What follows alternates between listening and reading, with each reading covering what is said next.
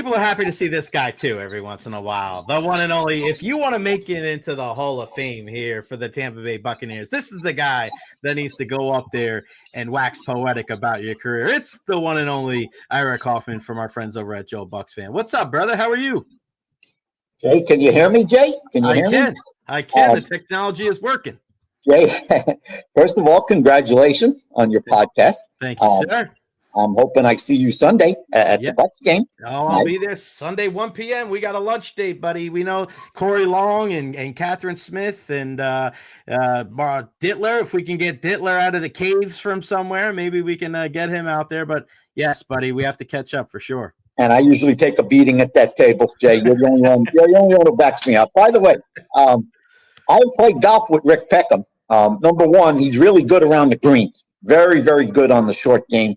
I'm stunned he didn't name me as one of the more interesting players that he's played with, because if the ball's within 20 feet, I go to pick it up. That's what I do. I pick it up. And one time we were playing, I think, in West Chase, and we were at the 16th fairway or something, and then I see Larry Hirsch. Larry Hirsch, the long-time previous radio voice, and he lives over there, and he came out at his pool deck, and he had a Speedo on. And then I tried to hit the ball after that, and there was no chance. Yeah. Speaking of retirement, my friend, I know you don't like it, but I'm heading that way. You know, come on. No, don't say that. Hold on. Joe Bucs Fan put up Sage Ira up next right now. You can subscribe to the Ira Kaufman podcast if you want to hear him completely unleashed twice a week. New episode later on today. You're not retiring. What are you going to do? Kaufman, take more cruises, go on more vacations? I'm taking guitar lessons, Recher. I'm taking acoustic or electric? What are you, Jimi Hendrix?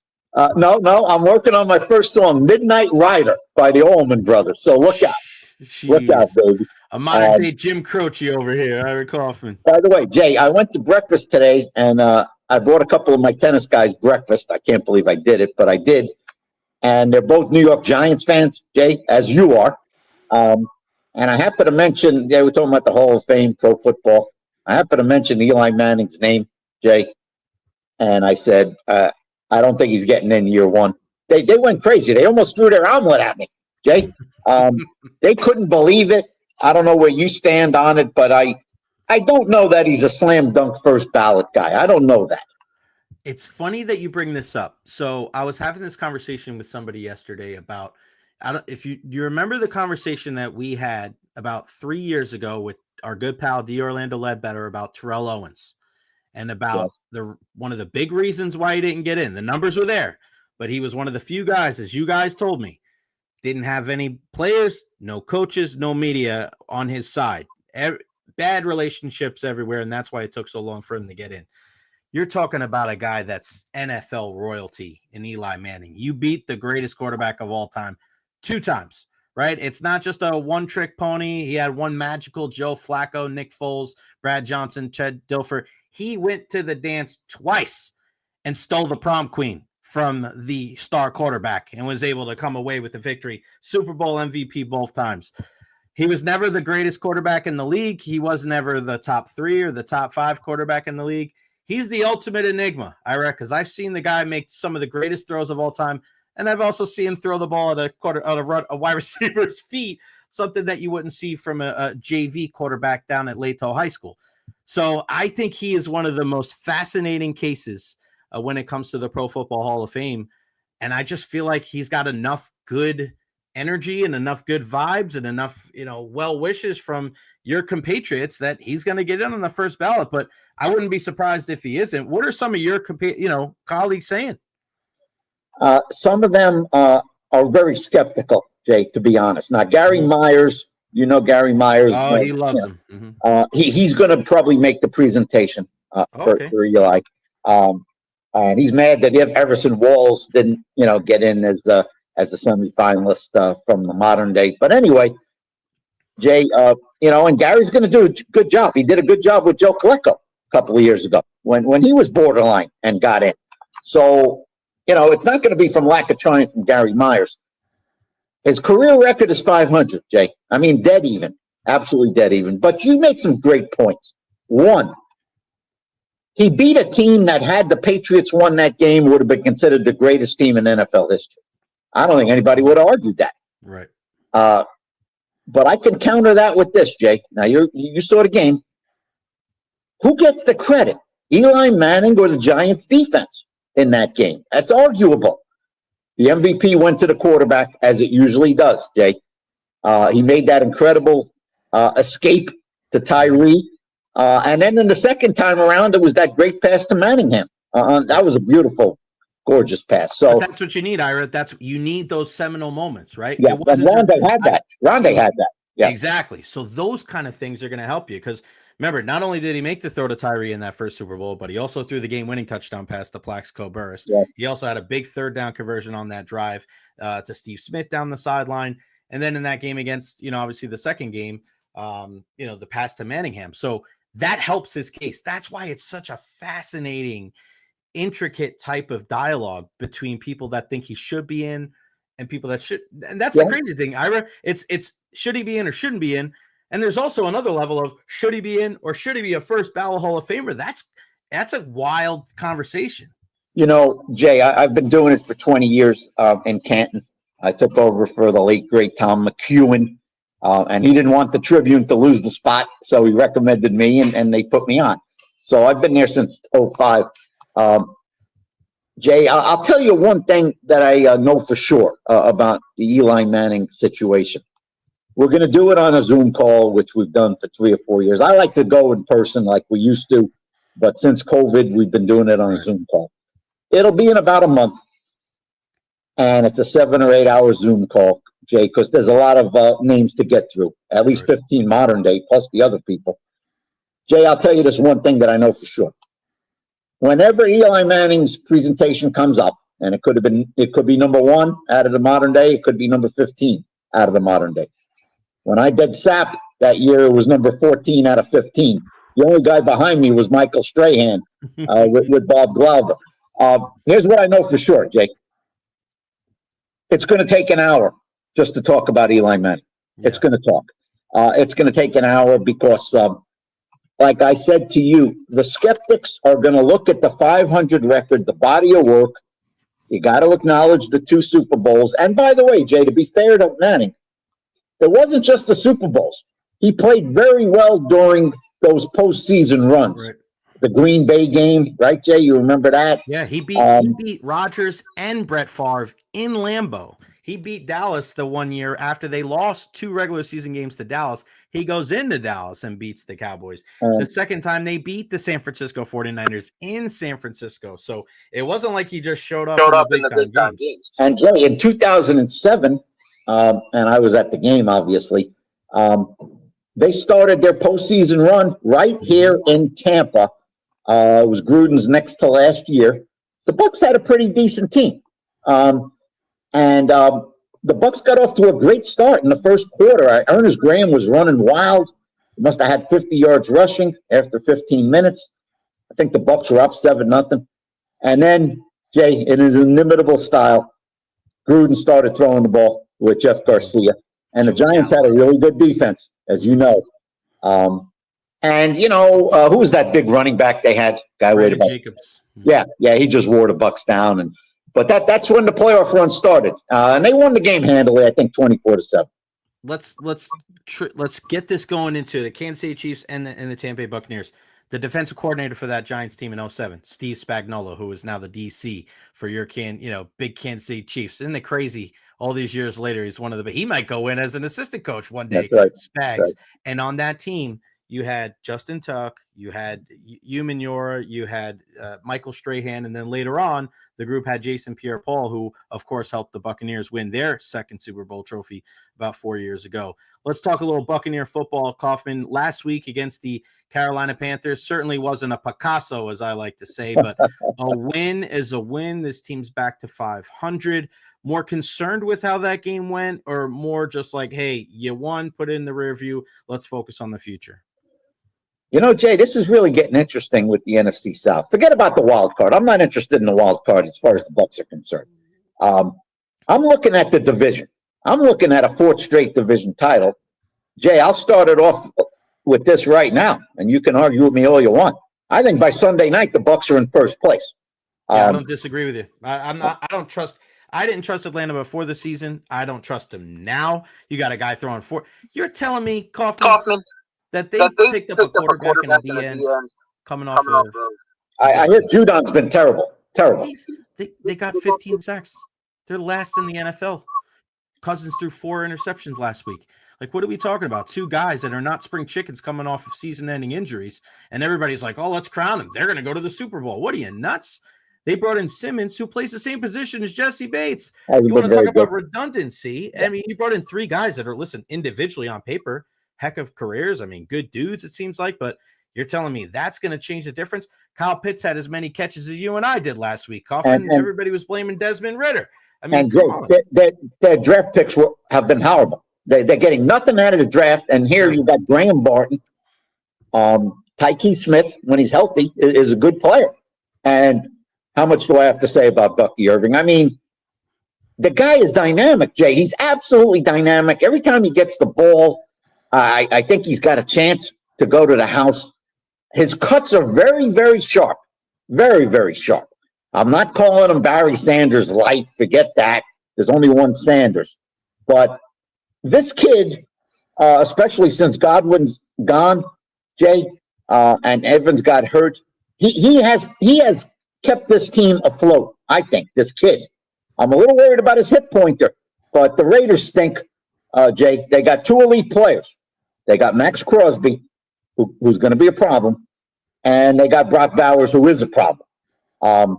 I loved Bowers coming out of draft, Jay. You loved Bowers coming out of draft. I remember saying if he ever slips to like mid-round 15, 16, the Bucs should go up and get him. I don't care if it cost him a second or third. Take him. I thought he might have been the best player in the draft. Jay, I'm not sure I was wrong about Bowers.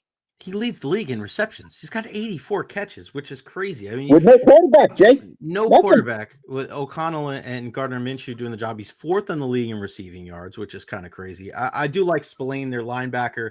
He's a tackling machine. Obviously, played with the Steelers. I thought that was somebody that Jason Light probably should have gave a look to during the trade deadline for some linebacker help. I know it's easier said than done. The NFL is not really like that. No fumble recoveries for the Las Vegas Raiders. They're the only team in the NFL that hasn't picked up a fumble, which is kind of weird. I want to ask you about the tight ends, though, right? Cade Otton, Payne Durham, those guys, they've been blocking their ass off this year. Offensive line's improved, the play calling's improved, but I've been watching a lot in these tight ends, and especially a guy like Payne Durham, who had a huge block on the Bucky run there at the end of the 4th. It's really been a concerted effort to why this team went from dead last in the run game to a team that's one of the better running teams in the game now. I just wrote my next column, Jay, is that's the story of the 24 Buccaneers. Plain and simple. The running game. That is the story. Now, you can delve into it and say who's responsible. And, of course, Irving's played a big role here. Because, Jay, let's face it, Rashad White, who's had some big runs, but his, yards per carry is kind of like where it's been the last couple of years. No great improvement. Irving's made the difference. However, I don't think it's just Irving. I think it's play calling scheme for Cone, and Bredesen's been very solid. Barton's been good. I thought he was a little shaky last week. A little shaky. Yeah, no, early on, definitely. And the guy, Jay, the guy that I am shocked about, I might vote for him second team All-Pro. I mean, I just might. I have an AP vote at the end of the year. Get a key at right tackle. Jay, I mean, the guy is really good. Really, really good. Have you ever seen that? I love this Buck running game. I love it. Have you ever seen that, Ira? I mean, because Ian Beckles, one of my really good friends, offensive line play. I look at the game completely different since being friends with him. And I don't think I've ever seen, and I don't think he's ever seen, a guy that was not good at the left guard position go play right tackle on an island and become pretty much a Pro Bowl caliber player. If anything, you see offensive linemen go inside because they're not good on the island. How many guards that play in the NFL were tackles in college? You never see guys go from the inside out, and you never see guys go on the inside out on the other side of the line. It's like, holy smokes. I think it's really one of the stories that doesn't get told nearly enough when it comes to the success of that offensive line. Well said. And Jay, here's the irony. I was watching the Chiefs game last week. And by the way, I follow the Chiefs, Jay. You know that for 50 years. I go back to Otis Taylor and Len Dawson and Stram and matriculate the ball down the field, Jay. That's when I started. So I'm no late bloomer to Chiefs football. I'm not a jump on the bandwagon guy. But Jay, their tackles stink. Their offensive tackles stink, especially on the left side. I'm watching the game last week, Jay. This guy, I think his name is Waymer Morris. He was just getting beaten by a drum by the right guy coming off the right edge. Time and time again, Mahomes is getting frustrated, Jay. You don't see that very often. You don't see bad body language from Mahomes, but I saw it. You know what Reed did? He moved Joe Thuney, the left guard, to left tackle. He put in another guy at left guard and took out this Morris guy who was getting killed. But, Jay, you did that under duress, and then it was an emergency. Normally, like you said, you don't see a guard shift to tackle. And I was ready to give up on Gedeke as a draft pick. And, boy, they slotted him at right tackle, and it's really paid off. All right, talk to me about this pass rush for the Buccaneers. Interior, it's been fantastic. When you look at Kalijah Kancey and Vita Vea with 6 sacks each. But I'm worried about the outside. Yeah, no sacks since October. You're not wrong, Jay. We talk about it all the time with my guys on the Joe Bucs Fan podcast. All the time. Where's the edge rush? Now, Jay, I wrote a column a couple of weeks ago. It was a little bit controversial. I got slapped around for it. My point was very simple. Bowles takes all the heat, as head coaches tend to do. Right. This is when they were 3-5, I think. And he was taking all the heat, and or 4-6 maybe. And I said, well, why is Jason Light getting a pass in this respect, Jay? In this respect. Now, he's made a lot of great draft picks, include from Winfield on down, Bucky Irving, of course. And Godwin, fantastic. However, Jay, he's whiffed on the edge rushers. He's whiffed. I'm not going to bury Braswell after 3/4 of a rookie season, but he's done nothing, Jay. He's done. And if he had anything, they'd be playing. But let's be honest. Diaby has plateaued, as you mentioned. He has. I'm concerned, as you are, about the edge rush. I think it's affecting what Bowles can do, how inventive he can be, how creative he can be. And as a result, the defense has not been very good. And Jay, I if things go awry, which I don't think they will, but if they do, it could cost Bowles his job.